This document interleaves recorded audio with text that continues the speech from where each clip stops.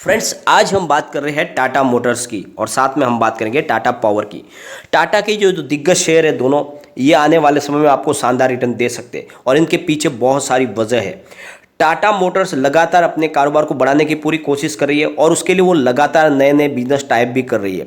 जिस तरह से सरकार ने स्क्रैप पेज पॉलिसी की घोषणा की, उसका पूरा फायदा उठाने की कोशिश टाटा मोटर कर रही है और इसका नतीजा आने वाले समय में हमें देखने को मिलेगा। टाटा मोटर के बिजनेस में बहुत ही जोरदार वृद्धि देखने को मिलेगी। पिछले दिनों जब मैंने आपको टाटा मोटर खरीदवाया था 160 के आसपास और उसको 348 के आसपास बिकवाया, आपको बहुत ही अच्छा प्रॉफिट मिला और वहाँ से फिर से अब नई शुरुआत होने की संभावना बन चुकी है और ये स्टॉक फिर से यहाँ से अब दौड़ने को तैयार हो चुका है। इस बार ये लंबी छलांग लगाएगा और उसके पीछे वजह है बहुत सारी अपडेट, जो उनको एक एक करके हम डिस्कस करेंगे और जानने की कोशिश करेंगे कि कितनी दम है इस टाटा मोटर के कारोबार की उड़ान में। तो इसको हम डिस्कस करेंगे। साथ में टाटा पावर में क्या संभावना बन रही है। स्टॉक फिलहाल 52 वीक के हाई के आसपास ही है, तो क्या इस लेवल पे एंट्री करनी चाहिए या फिर भी वेट करना चाहिए, स्टॉक फिर से गिर सकता है। तो सारी संभावनाओं को तलाशेंगे और जानने की कोशिश करेंगे क्या आने वाले समय में ये हमें मल्टीबैग रिटर्न दे सकते हैं। लेकिन फ्रेंड, उससे पहले अगर आप पहली बार हमारे चैनल पर आए तो चैनल को सब्सक्राइब कर दीजिए, एक बेल आइकन दबा दीजिए ताकि जब भी नया वीडियो बने पहला नोटिफिकेशन आपको मिले। वीडियो पसंद आए तो लाइक शेयर जरूर कीजिए। चलो फ्रेंड्स, वीडियो स्टार्ट करते हैं। मैं हूँ आपका दोस्त एस बी दवे और हमारे अपने चैनल ऑनलाइन कमाई में आपका बहुत बहुत स्वागत है। कल के कारोबार की बात करें तो टाटा मोटर्स में 293 पर करीब 1.53% की गिरावट हुई थी। थोड़ा सा डाउनफॉल मार्केट है, लेकिन यहाँ से तेजी बनने की पूरी संभावना बन चुकी है और उसके पीछे वजह है जो सरकार ने स्क्रैप पेज पॉलिसी की घोषणा की है, यानी आने वाले समय में कमर्शियल व्हीकल को 15 ईयर्स के बाद में स्क्रैप करना होगा और जो कमर्शियल व्हीकल के अलावा जो प्राइवेट व्हीकल है वो भी 20 साल के बाद स्क्रैप होंगे। तो उस स्क्रैप होने की वजह से जो है कारोबार स्क्रैप यार्ड का बढ़ने वाला है। तो अब एक बड़ा स्टेप उठाया है टाटा मोटर्स ने। उसने गुजरात सरकार के साथ एक बड़ा बिजनेस टाइप किया जिसके तहत वो अहमदाबाद में एक बड़ा स्क्रैप यार्ड खोलने जा रहे हैं, जिसके तहत वहाँ पे बहुत सारी गाड़ी स्क्रैप की जाएगी। तो करीब उनका जो प्लान है उसके हिसाब से 36,000 व्हीकल है वो रिसाइकलिंग किए जाएंगे अहमदाबाद में। तो उसके माध्यम से बहुत सारे स्क्रैप जो उनके जो पार्ट्स हैं उनको कम प्राइस में वापस मिलेंगे, जिससे उनकी जो कॉस्टिंग होगी नए कार बनाने की वो बहुत कम हो जाएगी। तो एक बड़ा डिसीजन लिया जा रहा है टाटा मोटर की तरफ, यानी जो स्क्रैप पॉलिसी का जो फायदा है वो लगातार उठाने की कोशिश कर रही है टाटा मोटर और इसका नतीजा हमें आने वाले समय में देखने को मिलेगा। साथ में जो टाटा मोटर के जो ग्रुप के जो चेयरमैन है एन चंद्रशेखरन, उनका कहना था कि जो सेमीकंडक्टर का जो प्रॉब्लम है उसको हम टेकल करने की कोशिश करें, यानी हम चाह रहे हैं कि किसी भी तरह से इस प्रॉब्लम से बाहर निकले और आने वाले समय में हो सकता है कि टाटा की तरफ से ही सेमीकंडक्टर निर्माण कार्य की तरफ वो आगे बढ़े और अपने खुद के ही प्रोडक्शन में वो सेमीकंडक्टर का निर्माण करने लगे। तो इस तरह से एक भावी रणनीति बनाई जा रही है टाटा मोटर की तरफ से और इसी से एक बात समझ में आ रही है कि टाटा मोटर लगातार अपने निर्णय बहुत तेज़ी के साथ बदल रही है और साथ में अपने बिजनेस को आगे बढ़ाने के लिए टाटा मोटर्स ने बैंक ऑफ महाराष्ट्र के साथ में एक जॉइंट वेंचर बनाया, यानी उनके साथ में बिजनेस टाइप किया ताकि कस्टमर को शानदार वो फाइनेंस सर्विस प्रोवाइड कर पाए और इस सर्विस के तहत यानी 90% पूरा का पूरा फाइनेंस कस्टमर को करके गाड़ी मिल जाएगी, यानी उनको सिर्फ 10% का ही अमाउंट पे करना होगा, बाकी 90% पूरा फाइनेंस हो जाएगा। तो इस तरह से शानदार स्कीम लाई जा रही है महाराष्ट्र बैंक और टाटा मोटर की तरफ से। तो इस तरह से लगातार अपने बिजनेस को बढ़ाने की कोशिश टाटा मोटर की तरफ से की जा रही है और इसका नतीजा है कि बहुत जल्द टाटा मोटर का बिजनेस आगे बढ़ेगा और यहाँ पे कंपनी को डेब्ट फ्री करने की पूरी प्लानिंग चल रही है। जल्द से जल्द पूरी तरह से कंपनी को कर्ज मुक्त किया जाएगा। टाटा मोटर ने अपना टिगोर का जो ईवी नया वर्जन है उसके घोषणा कर दी है और उसके लिए बुकिंग भी शुरू कर दी है। तो 21,000 उसकी बुकिंग प्राइस रखी है, डीलरशिप पे जाके आप वहाँ पे बुक करवा सकते हैं 21,000 रुपीज़ में। और अभी फिलहाल उसकी जो प्राइस है वो डिक्लेयर करना बाकी है, परंतु ये मॉडल अब आपको मिल सकता है टिगोर का ईवी वर्जन।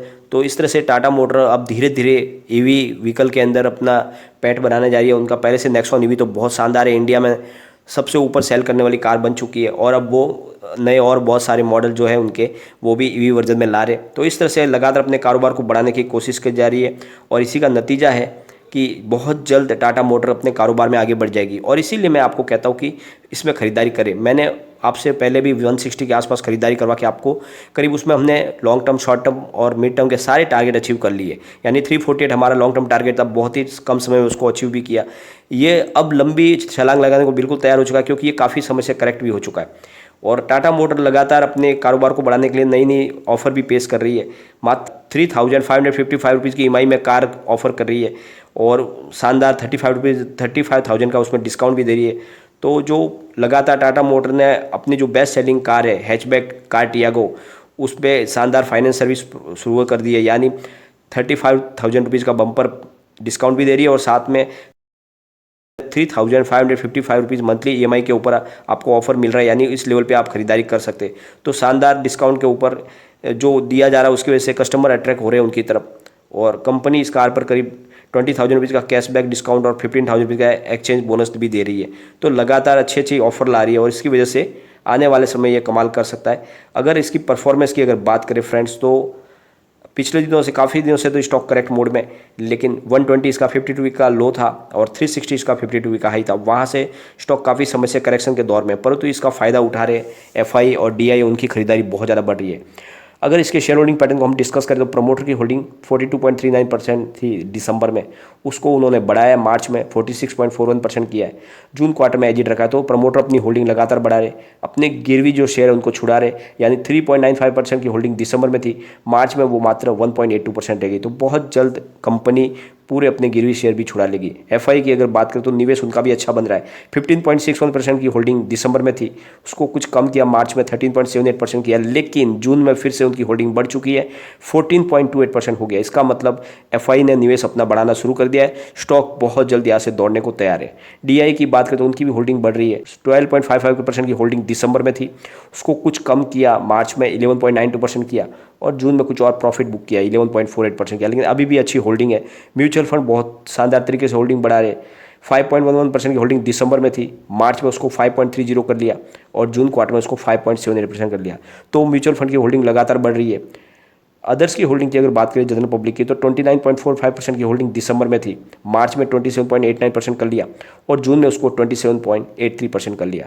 तो फिलहाल बहुत ही शानदार इसका शेयर होल्डिंग पैटर्न है और जो बड़े फंड हाउस है म्यूचुअल फंड, वो भी इसमें लगातार खरीदारी कर रहे हैं। HDFC टॉप 100 की बात करें तो 358.43 करोड़ रुपये का निवेश करके 1.80% की होल्डिंग ली हुई है टाटा मोटर के अंदर। HDFC फ्लैक्सी कैप ने इसमें 344.95 करोड़ रुपीज़ का निवेश कर 1.36% की होल्डिंग ली हुई है और HDFC बैलेंस एडवांटेज ने इसमें 339.72 करोड़ रुपीज़ का इन्वेस्टमेंट किया है और 0.81% की होल्डिंग ली है। फ्रैंकलिन इंडिया फ्लैक्सी कैप ने इसमें 264.56 करोड़ रुपीज़ का निवेश करके 2.75% की होल्डिंग ली हुई है। कोटक इक्विटी ने इसमें 170.15 करोड़ रुपीज़ का निवेश करके 0.69% की होल्डिंग ली है और मेरे एसेट का इसमें 163.88 करोड़ रुपीज़ का निवेश है और 0.84% की होल्डिंग ली हुई है। साथ में इसमें SBI मैग्नम इक्विटी ने भी अपना 132.28 करोड़ रुपीज़ का निवेश करके 3.29% की होल्डिंग ली हुई है। UTI ट्रांसपोर्टेशन एंड लॉजिस्टिक्स ने इसमें 122.49 करोड़ रुपीज़ का निवेश करके 8.85% की होल्डिंग ली है। तो लगातार होल्डिंग सब बढ़ रही है, स्टॉक काफ़ी अच्छा लग रहा है। अगर इसके शॉर्ट टर्म टारगेट की बात करें तो पिवट लेवल की, तो यहाँ से स्टॉक गिरने पे इसका 291 का फर्स्ट सपोर्ट है, सेकंड सपोर्ट 289 का और थर्ड सपोर्ट 286 का है। तो यहाँ से स्टॉक फिलहाल ये रेंज में रह सकता है। बढ़ने पे ये 296 तक जा सकता है फर्स्ट टारगेट पे, सेकंड टारगेट 299 का है और थर्ड टारगेट 301 का है। और अगर ये 301 के ऊपर रहने में कामयाब हो जाता है तो फिर यहाँ से दौड़ने को तैयार है, वरना थोड़ा सा वीक लग रहा है। यहाँ पे इस बात का आपको ध्यान रखना है, परंतु लॉन्ग टर्म के लिए इसमें आप इन्वेस्टमेंट कीजिए, बहुत ही शानदार इसकी तेजी बनेगी और ये स्टॉक आपको बहुत जल्द 1000 तक जाता हुआ दिखाई देगा। मात्र आप 5 ईयर का इसका नजरिया लेकर इसमें निवेश कर दे, ये आपको 1000 तक जाता हुआ दिखाई देगा। चलते हैं टाटा पावर की तरफ। टाटा पावर के स्टॉक में भी गिरावट थी कल, 130 पर करीब 0.53% की डाउनफॉल हमें देखने को मिली। टाटा पावर भी अपने कारोबार को बढ़ाने के लिए लगातार कोशिश कर रही है और टाटा पावर अपने बिजनेस में लॉस ना उसकी संभावना पूरी तलाश रही है और इसीलिए उन्होंने दिल्ली नॉर्थ में नए स्मार्ट मीटर लगाए हैं सीमेंस के, जिसके तहत कोई भी अब उसमें जो पावर में चोरी करने की कोशिश करे तो कर नहीं पाएंगे, क्योंकि वो मीटर स्मार्ट है। तो एक बड़ा निर्णय लिया गया स्मार्ट मीटर के माध्यम से, जिससे जो भी पावर चोरी होती है वो रुक जाएगी। साथ में जो टाटा पावर के जो CEO MD प्रवीर सिन्हा, उनका कहना है कि हम एक नया मेजर प्लेयर का रोल अदा करना चाहते हैं, क्योंकि सरकार ने ठाना है कि 2030 तक सरकार को 450 गीगावाट्स रिन्यूएबल एनर्जी की कैपेसिटी को बढ़ाना है और उसके अंदर हम एक मेजर प्लेयर साबित होना चाहते हैं और ये हमारे पास कैपेसिटी है कि हम वो कर पाएंगे। और इसीलिए टाटा पावर ने ठाना है कि जो उनका कोल बिजनेस है उसको कम करके वो ग्रीन एनर्जी के बिजनेस की तरफ बढ़ना चाहते हैं। साथ में जो चार्जिंग स्टेशन है उसकी तरफ भी उनकी लगातार पकड़ बढ़ रही है, वो इंडिया के अंदर चार्जिंग स्टेशन लगा रहे। इस वजह से टाटा पावर का कारोबार लगातार बढ़ेगा। और अगर इसकी परफॉर्मेंस की बात करें तो 150 रुपीज़ का 52 वीक का लो था और 137 इसका 52 वीक का हाई था। अगर इसके शेयर होल्डिंग पैटर्न को हम डिस्कस करें तो प्रमोटर की होल्डिंग 46.86% है, जो 3 क्वार्टर से अनचेंज है। इसमें गिरवी शेयर उन्होंने भी कम की है। दिसंबर में 2.59% की होल्डिंग थी, मार्च में उसको कम करके 1.40% कर लिया, जून में उसको अनचेंज रखा है। तो लगातार ही जो अपने गिरवी शेयर छुड़ा रहे। एफआई की होल्डिंग भी अच्छी खासी है, 12.44% की होल्डिंग दिसंबर में थी, मार्च में 12.17% थी और जून में 11.26% की होल्डिंग थी। तो एफआई का निवेश बना हुआ है। थोड़ा सा उन्होंने प्रॉफिट बुक किया क्योंकि काफ़ी अच्छी प्राइस बढ़ गई थी। डीआई की बात करें तो 23.73% की होल्डिंग दिसंबर में थी, मार्च में 20.07% थी और जून में 16.63%। तो उन्होंने भी अपना थोड़ा सा प्रॉफिट बुक किया, लेकिन अभी भी अच्छी खासी होल्डिंग है। म्यूचुअल फंड भी अपनी होल्डिंग बनाए हुए हैं। 11.36% की होल्डिंग दिसंबर में थी, 8.83% की होल्डिंग मार्च में थी और जून में 8.47% की होल्डिंग थी। तो लगातार म्यूचुअल फंड का निवेश बना हुआ है। अदर्स की होल्डिंग की बात करें तो 16.97% की होल्डिंग दिसंबर में थी, उसको बढ़ा के मार्च में 20.9% कर लिया, 20.90% किया और जून में 25.25% कर लिया। तो लगातार इनकी होल्डिंग बढ़ रही है। स्टॉक काफ़ी अच्छा है, बड़े म्यूचुअल फंड भी इसमें निवेश कर रहे हैं। कोटक इक्विटी आर्बिट्रेज ने इसमें 187.23 करोड़ रुपीज़ का निवेश किया है। साथ में इन्वेस्को इंडिया ने इसमें लगाया हुआ है 183.66 करोड़ रुपीज़ का निवेश किया हुआ है। फ्रैंकलिन इंडिया टैक्स शील्ड ने इसमें 168.43 करोड़ रुपीज़ का निवेश किया है। एचडीएफसी आर्बिट्रेज ने इसमें 143.18 करोड़ रुपीज़ का निवेश किया है।